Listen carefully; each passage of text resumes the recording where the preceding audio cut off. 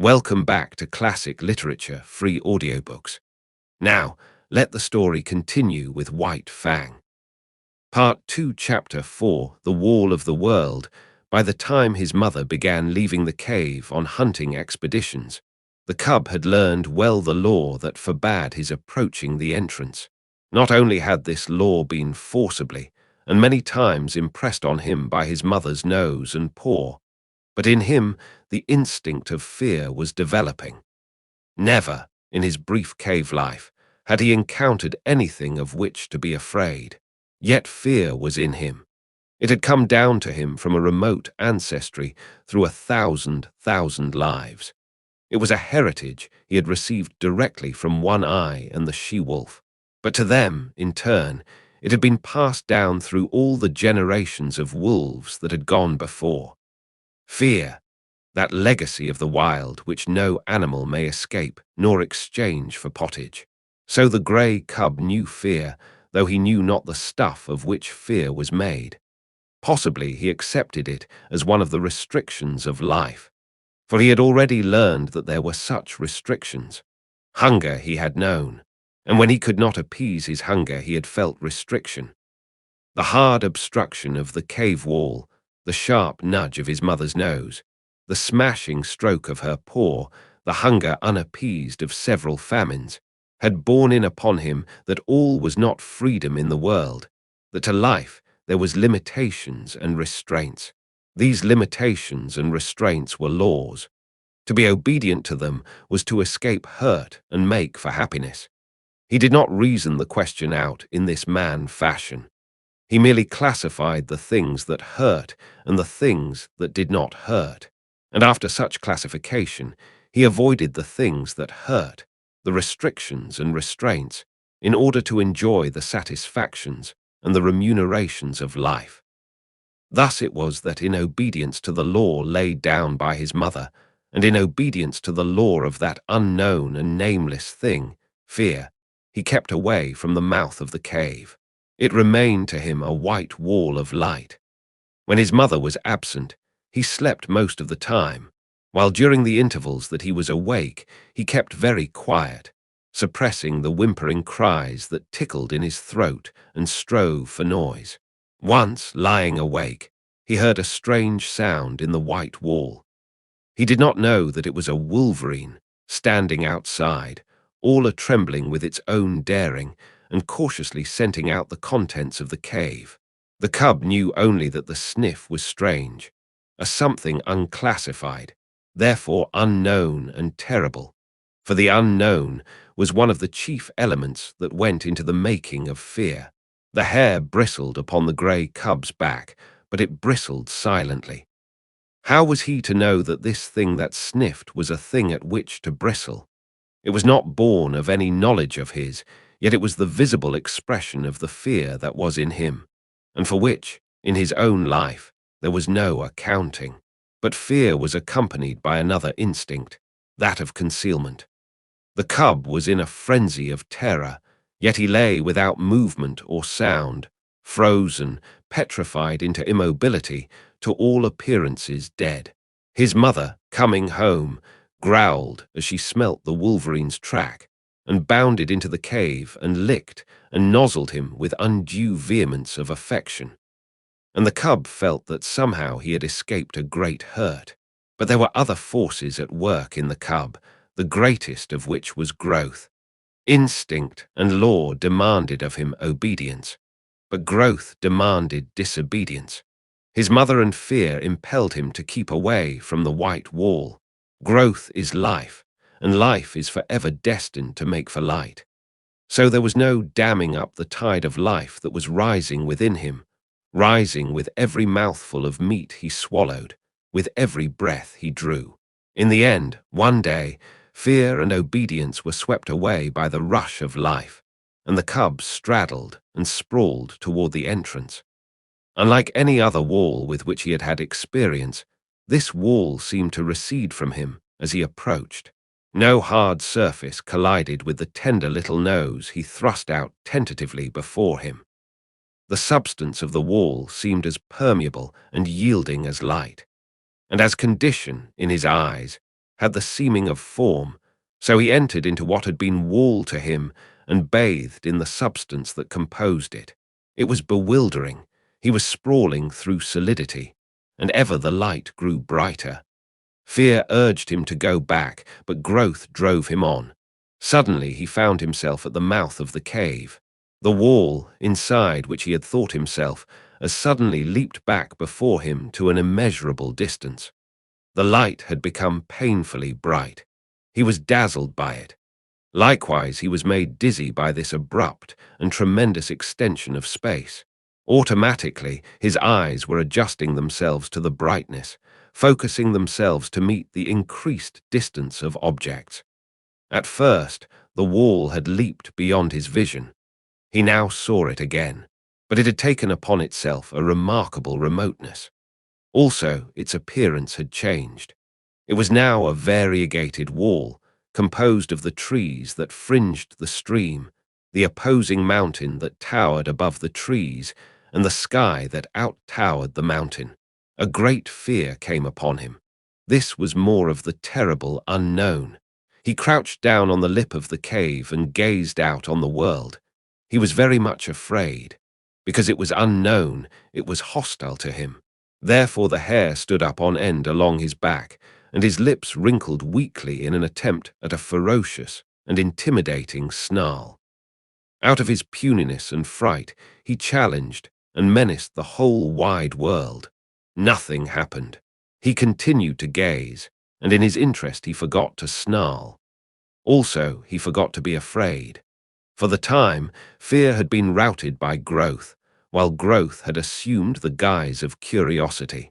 He began to notice near objects. An open portion of the stream that flashed in the sun, the blasted pine tree that stood at the base of the slope, and the slope itself, that ran right up to him and ceased 2 feet beneath the lip of the cave on which he crouched. Now the grey cub had lived all his days on a level floor.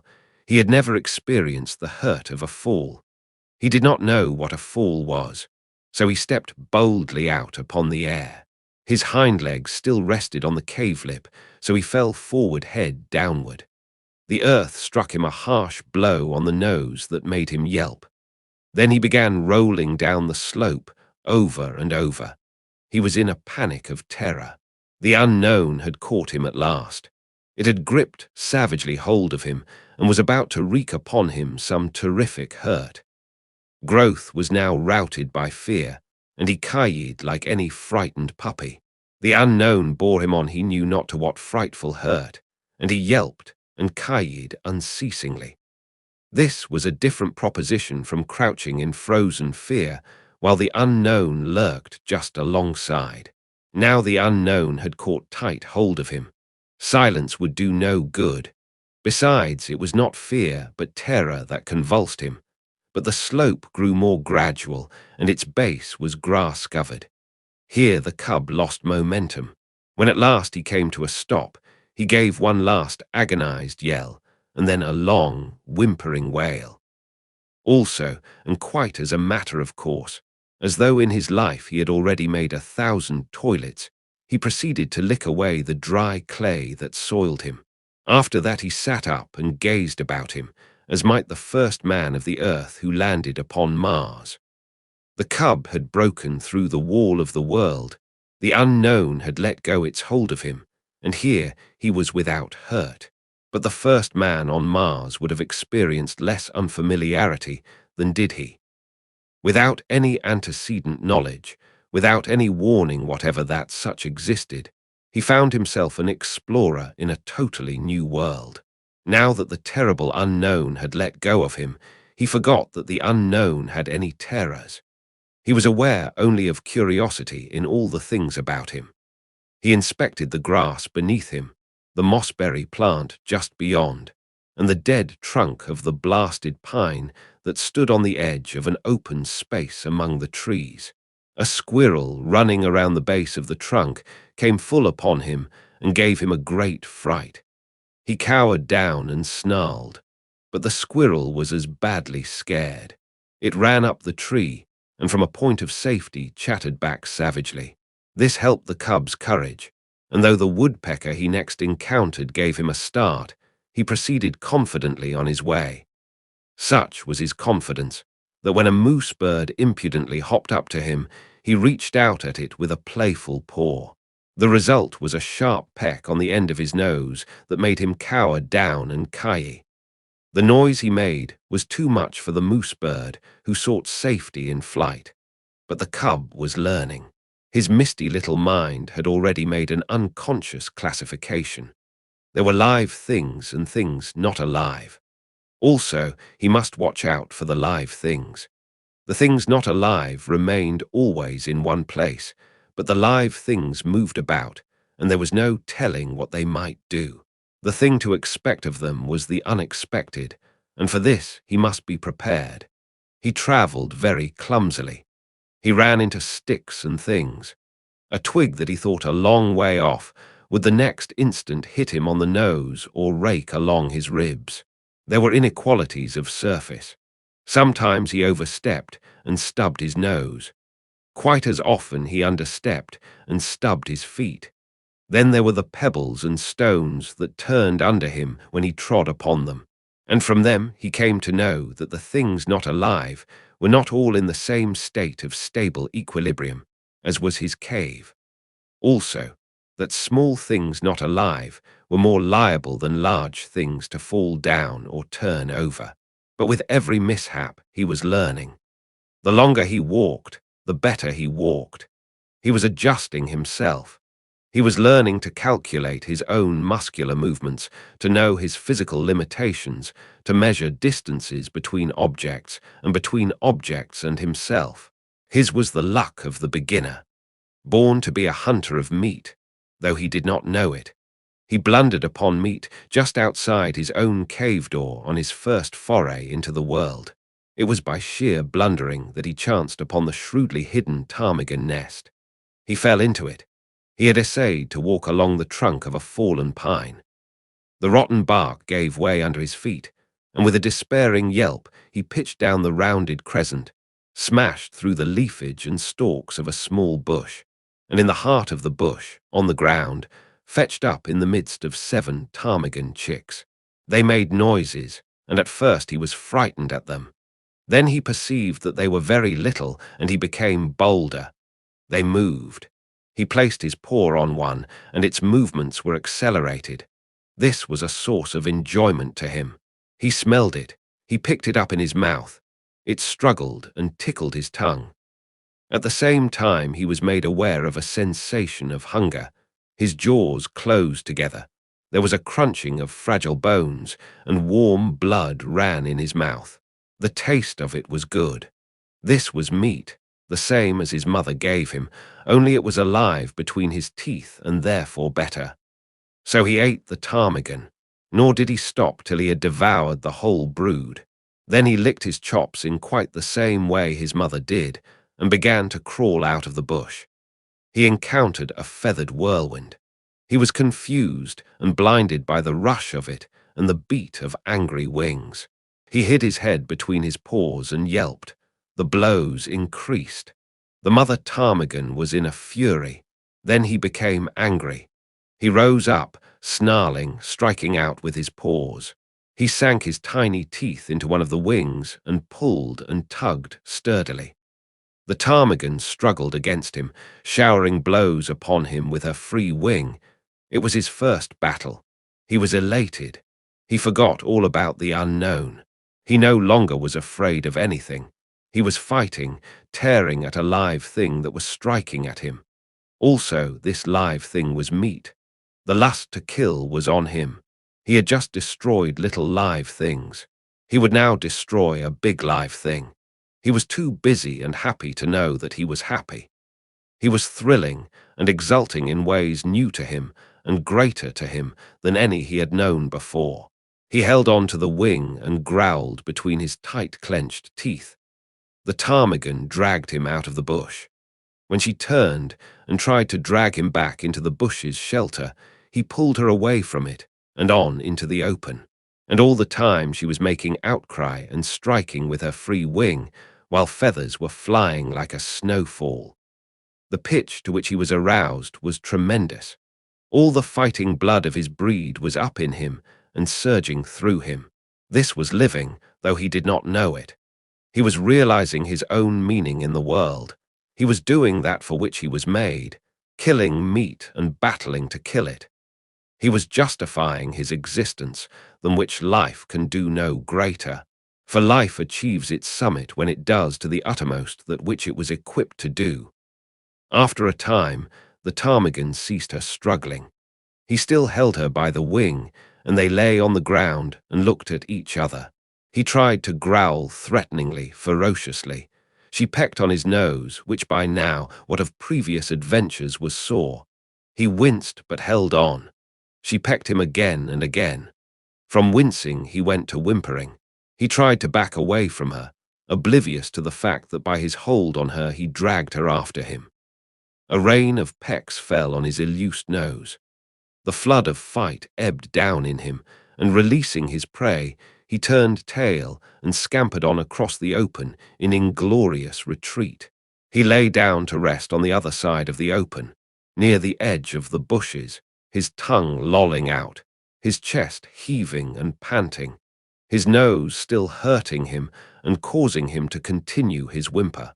But as he lay there, suddenly there came to him a feeling as of something terrible impending.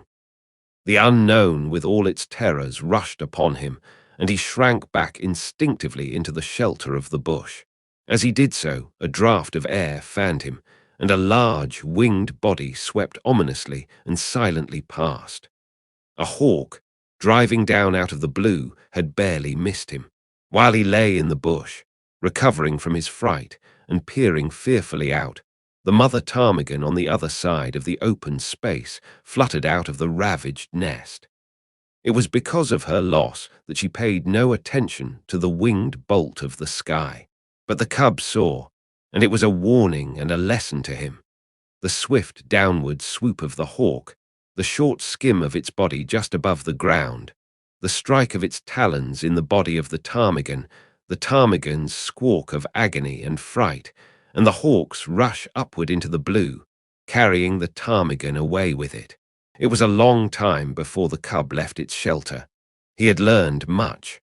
Live things were meat. They were good to eat. Also, live things, when they were large enough, could give hurt. It was better to eat small live things like ptarmigan chicks, and to let alone large live things like ptarmigan hens. Nevertheless, he felt a little prick of ambition, a sneaking desire to have another battle with that ptarmigan hen. Only the hawk had carried her away. Maybe there were other ptarmigan hens. He would go and see. He came down a shelving bank to the stream. He had never seen water before. The footing looked good. There were no inequalities of surface. He stepped boldly out on it, and went down, crying with fear, into the embrace of the unknown. It was cold, and he gasped, breathing quickly.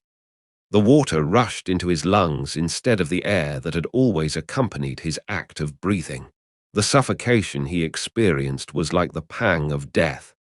To him, it signified death. He had no conscious knowledge of death, but like every animal of the wild, he possessed the instinct of death. To him, it stood as the greatest of hurts. It was the very essence of the unknown. It was the sum of the terrors of the unknown, the one culminating and unthinkable catastrophe that could happen to him, about which he knew nothing and about which he feared everything. He came to the surface, and the sweet air rushed into his open mouth. He did not go down again. Quite as though it had been a long-established custom of his, he struck out with all his legs and began to swim. The near bank was a yard away, but he had come up with his back to it, and the first thing his eyes rested upon was the opposite bank, toward which he immediately began to swim. The stream was a small one, but in the pool it widened out to a score of feet. Midway in the passage, the current picked up the cub and swept him downstream. He was caught in the miniature rapid at the bottom of the pool. Here was little chance for swimming. The quiet water had become suddenly angry. Sometimes he was under, sometimes on top. At all times he was in violent motion, now being turned over or around and again being smashed against a rock. And with every rock he struck, he yelped. His progress was a series of yelps, from which might have been adduced the number of rocks he encountered. Below the rapid was a second pool, and here, captured by the eddy, he was gently borne to the bank and as gently deposited on a bed of gravel. He crawled frantically clear of the water and lay down. He had learned some more about the world. Water was not alive, yet it moved. Also, it looked as solid as the earth, but was without any solidity at all. His conclusion was that things were not always what they appeared to be. The cub's fear of the unknown was an inherited distrust, and it had now been strengthened by experience. Thenceforth, in the nature of things, he would possess an abiding distrust of appearances.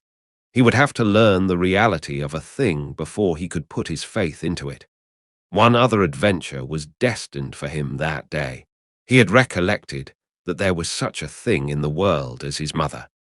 And then there came to him a feeling that he wanted her more than all the rest of the things in the world. Not only was his body tired with the adventures it had undergone, but his little brain was equally tired. In all the days he had lived, it had not worked so hard as on this one day. Furthermore, he was sleepy. So he started out to look for the cave and his mother, feeling at the same time an overwhelming rush of loneliness and helplessness. He was sprawling along between some bushes when he heard a sharp, intimidating cry. There was a flash of yellow before his eyes. He saw a weasel leaping swiftly away from him. It was a small live thing, and he had no fear. Then, before him, at his feet, he saw an extremely small live thing, only several inches long, a young weasel that, like himself, had disobediently gone out adventuring. It tried to retreat before him. He turned it over with his paw. It made a queer, grating noise. The next moment the flash of yellow reappeared before his eyes. He heard again the intimidating cry, and at the same instant received a sharp blow on the side of the neck, and felt the sharp teeth of the mother weasel cut into his flesh. While he yelped and ki-yied and scrambled backward, he saw the mother weasel leap upon her young one and disappear with it into the neighboring thicket. The cut of her teeth in his neck still hurt, but his feelings were hurt more grievously, and he sat down and weakly whimpered. This mother weasel was so small and so savage. He was yet to learn that for size and weight the weasel was the most ferocious, vindictive, and terrible of all the killers of the wild. But a portion of this knowledge was quickly to be his. He was still whimpering when the mother weasel reappeared. She did not rush him, now that her young one was safe. She approached more cautiously, and the cub had full opportunity to observe her lean, snake-like body and her head, erect, eager, and snake-like itself. Her sharp, menacing cry sent the hair bristling along his back, and he snarled warningly at her. She came closer and closer. There was a leap, swifter than his unpracticed sight, and the lean, yellow body disappeared for a moment out of the field of his vision. The next moment she was at his throat, her teeth buried in his hair and flesh. At first he snarled and tried to fight, but he was very young, and this was only his first day in the world, and his snarl became a whimper, his fight a struggle to escape. The weasel never relaxed her hold. She hung on, striving to press down with her teeth to the great vein where his life-blood bubbled. The weasel was a drinker of blood, and it was ever her preference to drink from the throat of life itself.